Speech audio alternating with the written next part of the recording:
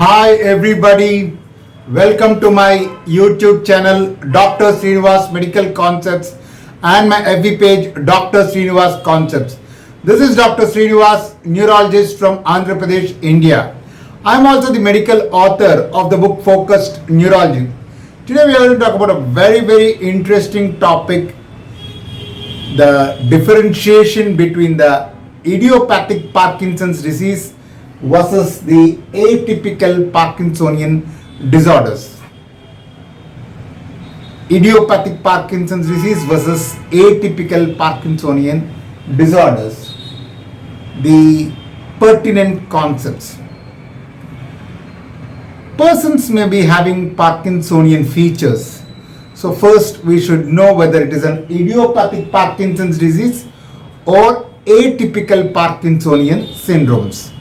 We all know that Parkinson's disease is because of the deficiency of dopamine. But there are many disorders which have atypical features and they are atypical Parkinsonian disorders. So how do we differentiate between the idiopathic Parkinson's disease and the atypical Parkinsonian disorders? First, there is an early involvement of gait and speech in atypical Parkinsonian disorders, whereas in Parkinson's disease it's a late involvement. In idiopathic Parkinson's disease, either the gait or the speech involvement is very late. The atypical Parkinsonian disorders, they usually do not have a resting tremor. There is an absence of resting tremor. Whereas in Parkinson's disease, the resting tremor, the pill rolling tremor is the most important component. So there is always a presence of resting tremor in a Parkinson's disease, pill rolling movement. Very important. There is lack of motor asymmetry in the atypical Parkinsonian disorders. They almost begin symmetrically. But in Parkinson's disease, it is asymmetrical to begin with.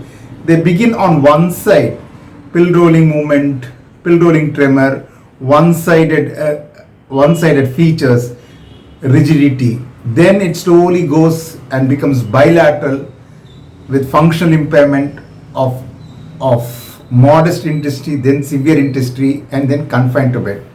So to begin with, they begin always on one side. So it is asymmetrical in onset. So if we see asymmetrical signs on one side, then it is Parkinson's disease.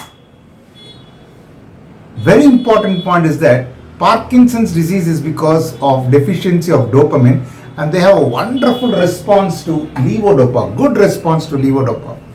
Whereas atypical Parkinsonian disorders, they do not have a good response to levodopa. And then the atypical Parkinsonian disorders, they progress very aggressively.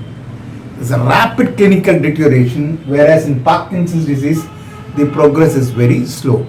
Slow clinical progress and deterioration. So the 5 important points by which we can differentiate idiopathic Parkinson's disease from the atypical Parkinsonian disorders are: the presence of resting tremor is in favor of the idiopathic Parkinson's disease. A good response to levodopa is in favor of idiopathic Parkinson's disease. There's a slow clinical deterioration in the idiopathic Parkinson's disease. There is a late involvement of speech and gait in the idiopathic Parkinson's disease, and they begin asymmetrically. They begin on one side and then become bilateral. So these are the fundamental 5 features which differentiates from the idiopathic Parkinson's disease from the atypical Parkinsonian disorders. Now let's see what are these atypical Parkinsonian disorders. We have about 7 types. 1, the multiple system atrophy. 2nd, the progressive supranuclear palsy. 3rd is the corticobacillar syndrome. Then we have the secondary Parkinsonian disorders due to dopamine deficiency. We have dopa responsive dystonia. The Parkinson's disease with other degenerative disorders like Wilson's disease, and dementia with Lewy body diseases. These are the atypical Parkinsonian disorders. Multiple system atrophy, as the name suggests, multiple systems are involved. Not only they have Parkinson's, but they have other features like Parkinsonism predominantly with cerebellar features. We call it as MSAC, multiple system atrophy, cerebellar type.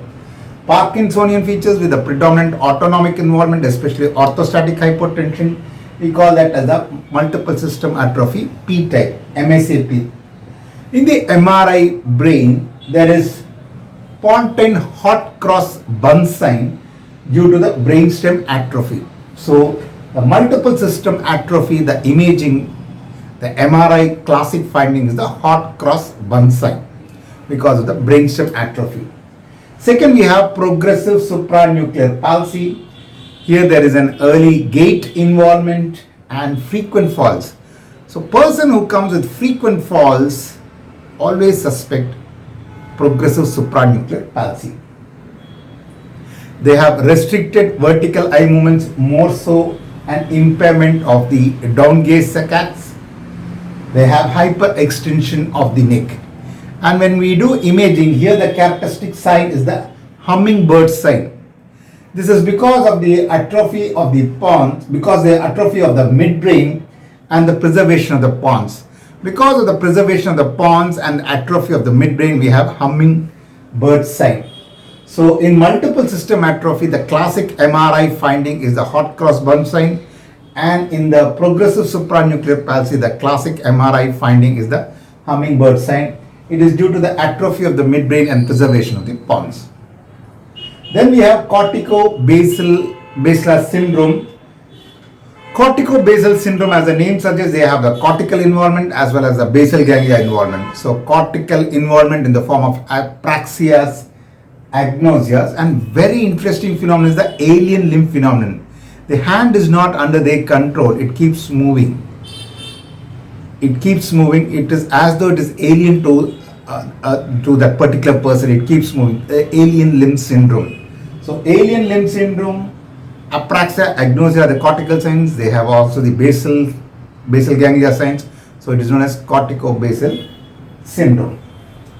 Then we have secondary Parkinsonism, basically because of the dopamine deficiency due to drugs, especially in psychiatry, the neuroleptic drugs. But what commonly we see is metoclopramide, which we use for gastrointestinal disorders, that also deplete dopamine and cause manifestations of Parkinsonism, atypical Parkinsonism, drug induced. Then we have a very interesting phenomenon known as dopa responsive dystonia. Here the tyrosine hydroxylase is deficient, and therefore tyrosine is not converted to dopamine. So this is known as dopa responsive dystonia because the dopamine is not produced in sufficient amounts. When we give dopamine, it really responds well. That's why it's known as dopa responsive dystonia. We should suspect this in persons who are having Parkinsonian features and very young age, less than 20 years. Then we have the Parkinson's disease with other degenerative diseases like Wilson's disease, and then we have the dementia with Lewy bodies. As the name suggests, they have an early dementia, they have visual hallucinations, and very characteristic is that they have the rapid eye movement behavioral disorder. What is this rapid eye movement behavioral disorder? Generally, when we have the rapid eye movement, we have NREM sleep and REM sleep. In the REM sleep, our limbs get paralyzed temporarily. There's hypotonia, so that we do not enact our dreams. We may get violent dreams, and God forbid, if we are not paralyzed, we may enact our dreams and cause injury to others. And therefore, nature has given good protection by making the limbs temporarily paralyzed. But in these persons who have dementia with Lewy bodies, the limbs are not paralyzed. So when they have rapid eye movement and dreams, they may enact their dreams. Very dangerous, they may cause injury to others also. So these are all the atypical Parkinsonism disorders. So how do we approach? One, we can differentiate idiopathic Parkinson's disease from atypical Parkinsonian disorders with the basic fundamental 5 points which I just discussed. But atypical Parkinsonian disorders itself, there are so many varieties. So how do we approach? If we approach methodically history and physical examination, we'll be able to clinch the diagnosis, the particular type of atypical Parkinsonian disorders. Now let's see. We'll go step by step. First we'll see the history and then the physical examination. In the history, if there's an early speech and gait involvement, if there is a poor response to dopaminergic drugs, if there's lack of tremor and lack of motor symmetry, asymmetry, as I said, it is all suggestive of atypical Parkinsonian disorders.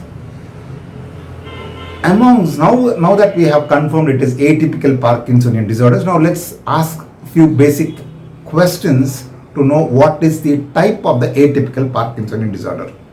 If they have exposure to neuroleptics, the dopamine depleting drugs, then it is drug-induced Parkinson's disease.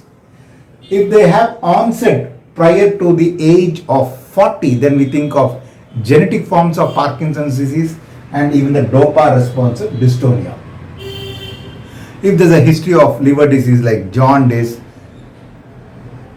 and signs of liver cell failure, if they along with Parkinsonian features, we think of Wilson's disease. If there are early hallucinations, especially visual hallucinations with dementia, and then later if they develop Parkinsonian features, we suspect dementia with Lewy body disease, especially they have, as I said, REM sleep behavior disorders. If there are false impaired vertical gaze, especially the impairment of downward saccades, we have to think of PSP, progressive supranuclear palsy. This is about history. Now let's see the examination. In the examination, if the dementia is the early feature, all persons with Parkinson's disease at a later point of time, they may develop dementia. But then, if the dementia is the early feature, then we have to suspect dementia with Lewy bodies. If there is prominent orthostatic hypotension, as I said, it is Parkinsonian plus autonomic involvement, especially orthostatic hypotension, we think of multiple system atrophy Parkinsonian type. So prominent orthostatic hypotension, we think of multiple system atrophy Parkinsonian type. If there are prominent cerebellar signs, again it is multiple system atrophy, but this time it is cerebellar type. If there are slow saccades with impaired down gaze, it is progressive supranuclear palsy. And one important point is that essential tremor can be easily confused with a Parkinson's tremor. Essential tremor, Parkinson's tremor is basically a resting tremor. Essential tremor is basically a postural tremor. Resting tremor of Parkinson's is of low frequency, about 5 Hz, but this is more than 6 to 10 Hz. Essential tremor. And Parkinson's tremor, though they have resting tremor, on kinesia it gets completely abolished. Whereas essential tremor on kinesia, in fact, it worsens. So very important differentiating point is that if we give them a cup of coffee, the Parkinson's persons who are having Parkinson's disorder and the resting tremor of Parkinson's disorders, they have tremors at rest, but the moment they have kinesia, they can take it well, the tremor disappears and slowly gets abolished completely, and they can sip the cup of coffee without spilling coffee.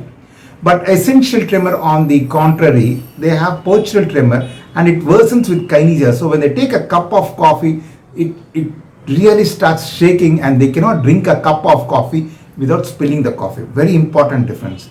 So important differences between the essential tremor and the Parkinson's tremor is that essential tremor is high frequency, 6 to 10 Hz. It is symmetric. As I said, Parkinson's disease is asymmetric to begin with. Whereas essential tremor is symmetric. It is postural tremor. It is of kinetic component. It enhances with kinesia and therefore they cannot sip a cup of coffee without spilling. So this is the Parkinson's, idiopathic Parkinson's disease and the various atypical Parkinsonian syndromes. So we tend to get confused whether it is an idiopathic Parkinson's disease or atypical Parkinsonian disorders because both have Parkinsonian features. So if we approach step by step the 5 fundamental differences between the idiopathic Parkinson's disease and the atypical Parkinsonian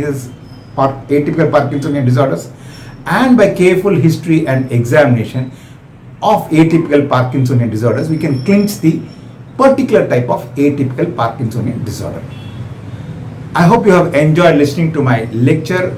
If you have any suggestions or comments, kindly post onto my YouTube channel.